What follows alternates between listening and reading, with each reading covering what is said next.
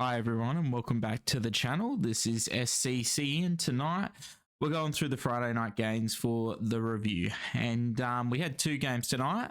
One that was pretty close in the end but didn't really look like it, and one that I thought might be closer and wasn't. So some interesting results tonight. And we'll run through the players and their scores because there was a few popular players that didn't really perform amazingly, and there was some that went really well. So looking at the first game, Geelong v Port, turned out to be a close game. It looked like Port were going to absolutely destroy Geelong at one point, but Geelong came back hard in the last half after Port got quite a big head start. I think they were on like 70-15 in the second quarter, sorry.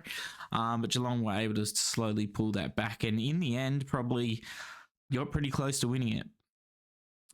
So looking at the Supercoach score, so Geelong, only one player over 104, over 100. That player scored 104, and that was Zach Guthrie, who is really not Supercoach relevant at all.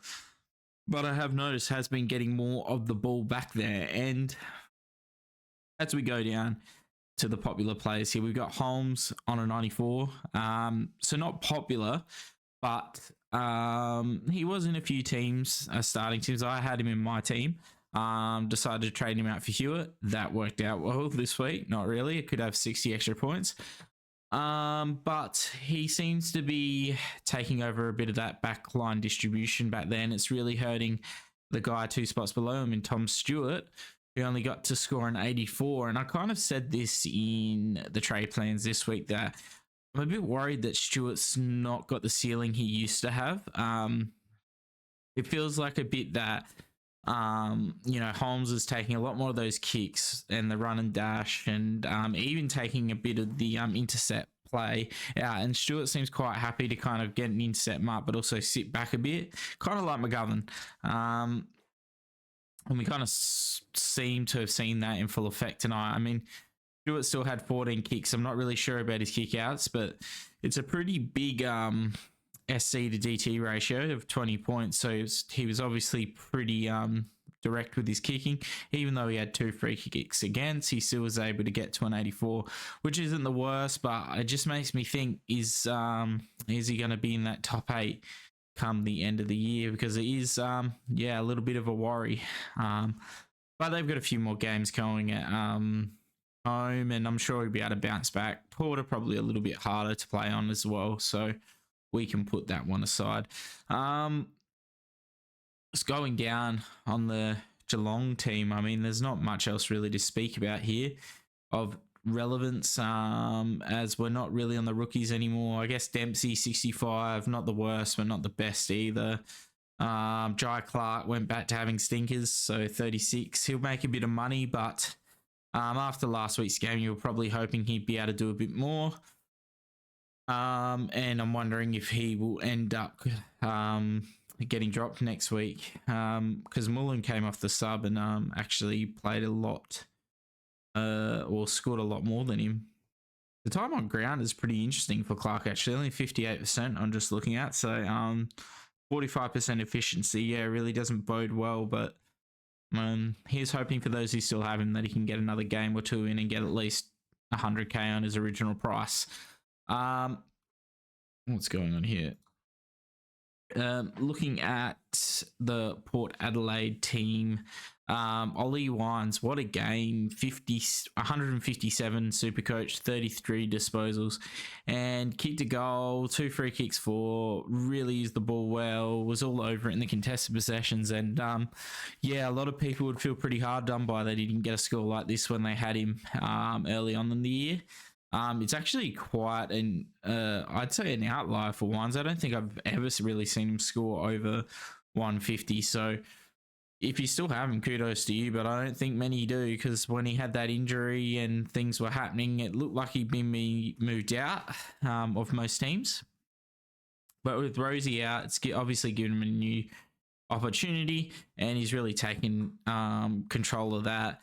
Butters goes 147, so this one really hurts my team because he's quite a big pod for me.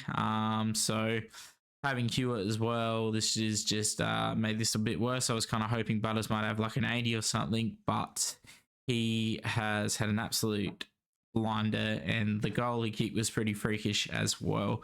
527 meters gained, so was doing it all. 7 clearances, 15 contested. And the type of game you really expect from him.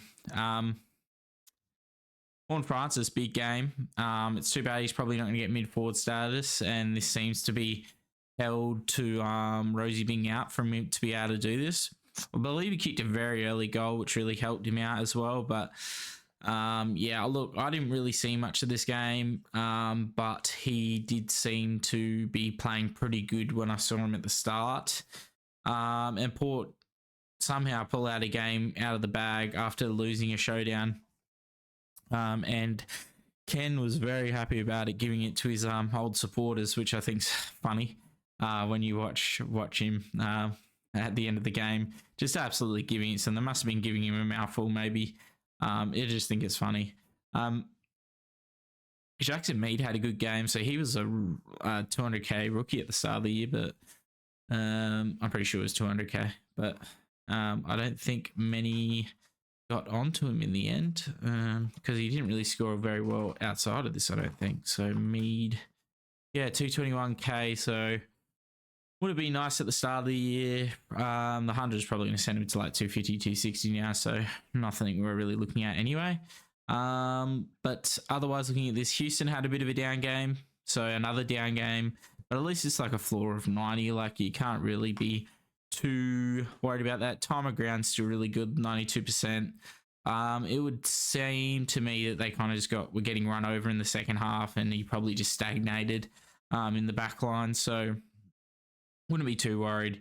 Still a lot of time on ground. Just one of those games where he doesn't really put up the big one. He just puts up a bit of an average one.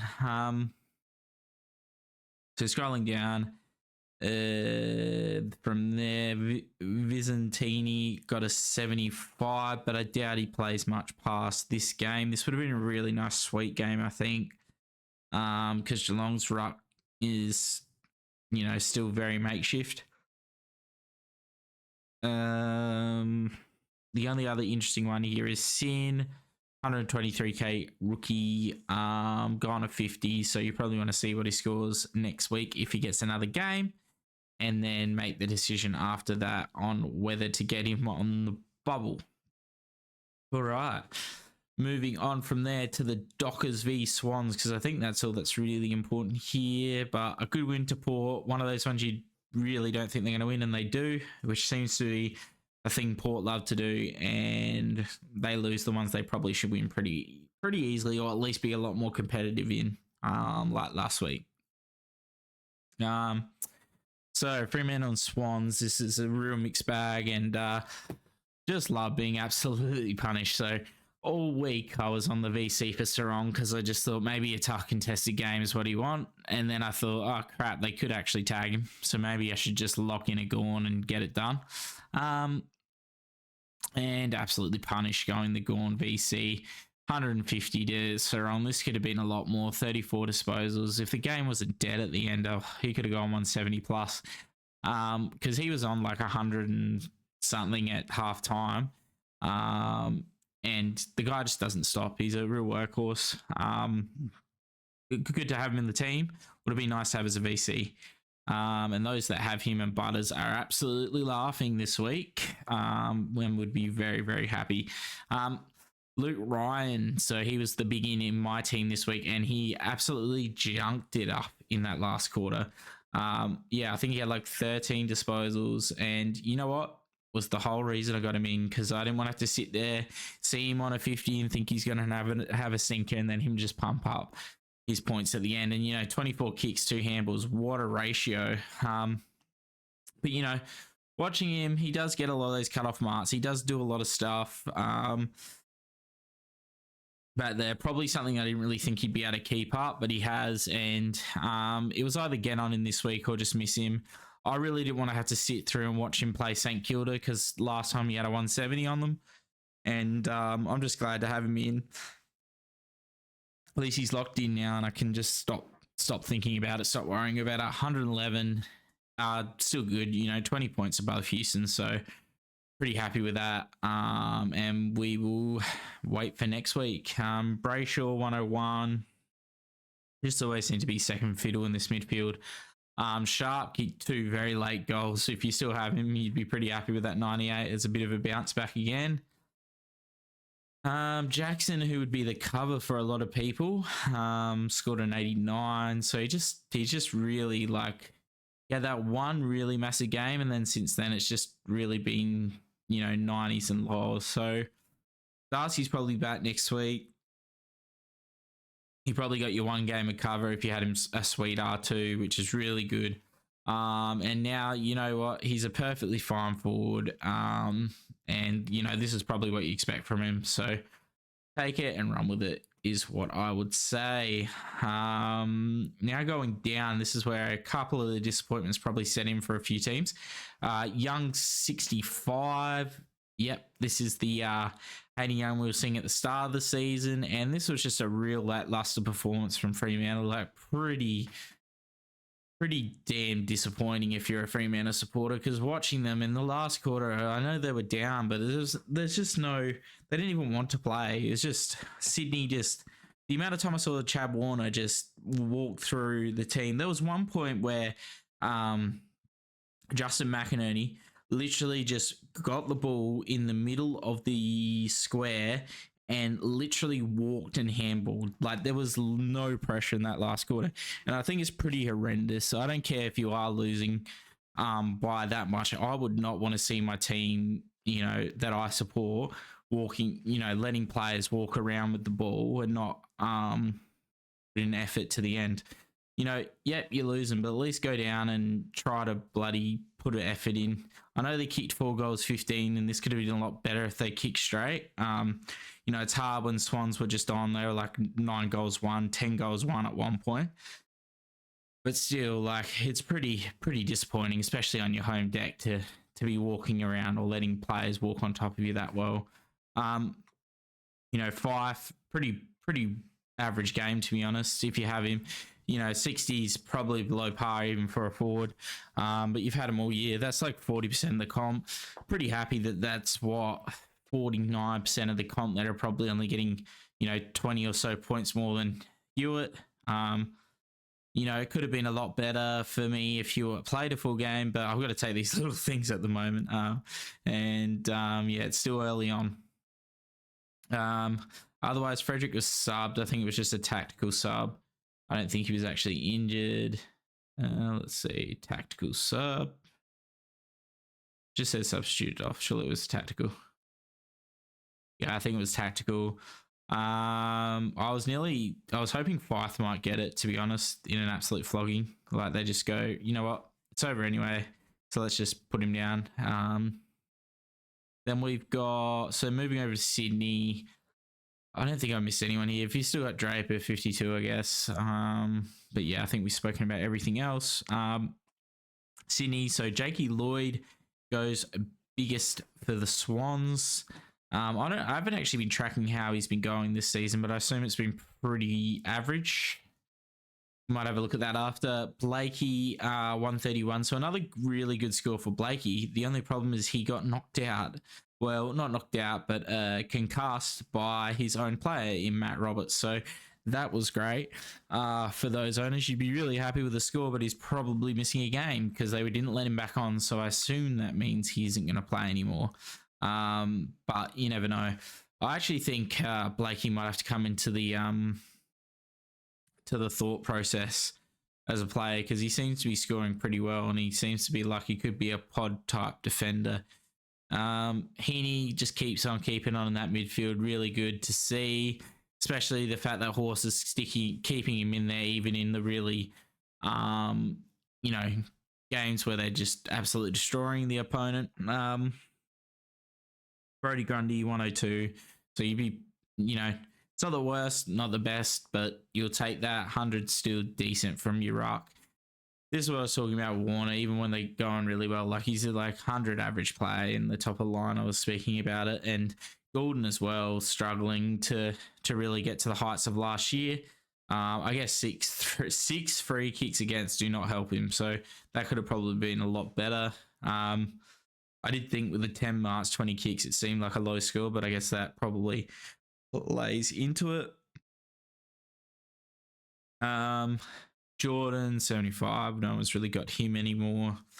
Going down from there. Yeah, Matt Roberts. So this one's probably one that a lot of teams kept, especially with a lot of the other stuff that was going on. And if you played him on field, you'd be pretty unhappy.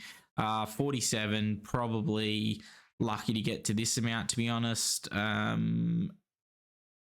I saw was he was struggling a little bit to get his hand on the ball. And it's probably definitely the time you should be getting rid of him. The 47's no good now. He's probably losing quite a bit of money, I would suggest. Yeah, really just time to go. So bit of bad timing with what was going on last week and probably being forced to keep him. I was lucky enough that I was able to trade him out. And I got Ryan as part of that trade. So it's like a 70-point trade off for me. Just probably depends on how Jones goes compared to Power. But I'm pretty happy with that at the moment because I think Power's not really changing. So, in saying that, that's probably all the important stuff from the games tonight. Sydney destroy Fremantle on a pretty lackluster game from them. Going to the team, so this is how we are. So yeah, we missed the Sarong VC in favour of the Gawn VC. Whether that's great or not, yeah, not great. You would definitely prefer the 150 on Sarong. The only thing this allows me at least is I can loop Jones and Darcy rather than being locked into one of them in order to get my VC to work. Because I mean, I guess I could have just gone Reed from McKercher actually, but I think Reed is a test, but he isn't playing, so I don't. All subject to fitness test, but anyway, I'm sure that I would have been able to just play the VC anyway. But he's hoping Bonk goes big, and we can get a nice score. But yeah, if you did go Sarong for VC, you'd be pretty damn happy, to be honest. So let's have a look and see how many of the comp did that. I think it would be quite a few. VC on Sarong, 3.7%. So that would have been great to have. Also 3.8% Butters. So that's what 7% of teams have got a really good captain score this one. Let's see top 10%. 61% of the top 10% went Gawn. Goddamn. And yeah, a really nice contingency. I've got this Butters or Sarong combo. So we really just got to hope Bond does enough. And I'm worried that Bever's going to do some weird crap and put him in like the forward line, but like he did last time. If I could get VCCs right, I never get them right. Even when, I'm set on Sarong all week and then don't go him is really frustrating. Or like go to swap to Gawn late and don't, and then he goes 176. I feel like I've missed so many this year. If I could get that part of the game right, it would really help me out. But yeah, I don't know. It's speaking early. We never know what Bond could do yet, but yeah, pretty frustrating. So anyway, that's how the team aligns. That's the post-game conferences for Friday night. If you enjoyed the video, please leave a like and subscribe. Really thank you all for the support on last night's video. Really good views, really good viewing time compared to normal. Really happy that people are enjoying the videos and getting stuff out of it.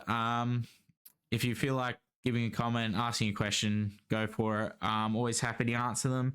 And hopefully you stick along for the ride and we can pull this out this week and keep rising in the ranks. But anyway, that's the games for tonight, and we'll see you in the next one. Cheers.